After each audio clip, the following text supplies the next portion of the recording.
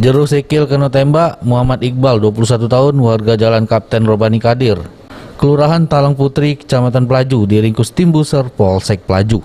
Pelaku diamankan kena aksi maling tabung gas sama peralatan dapur di rumah murni yang merupakan tetanggonya dewek. Terkait hal tersebut, Kapolsek Pelaju Ibtu Novel Siswandi ngungkap kalau pelaku ini merupakan residipis. Selain bobol rumah, pelaku juga pernah bobol warung. Modus yang dilakukan pelaku dengan cara manjat tembok rumah korban, langsung gasak tabung gas, telepon sama perabotan dapur lainnya. Dari tangan pelaku berhasil diamankan sikok tabung gas yang belum sempat dijajokannya. Duit dari hasil jajo ke barang palingan digunakan untuk beli narkoba.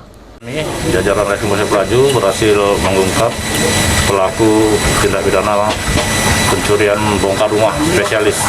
Jadi pelaku ini memang sudah beberapa kali melakukan pencurian di rumah-rumah yang jadi sasarannya.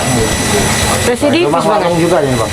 Ya, residipis ya. Jadi selain rumah juga warung yang dimana dia mudah melakukannya dilakukannya. Barang bukti yang kita amankan? Ya, sementara barang bukti kita amankan tabung gas yang belum sempat terjual. Hasil kejahatannya digunakan untuk apa berarti?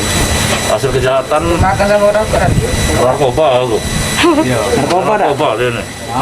Untuk nanggung jawab ke perbuatannya, pelaku dikenakan pasal 363 KUHP dengan ancaman kurungan di pojok 5 tahun penjara.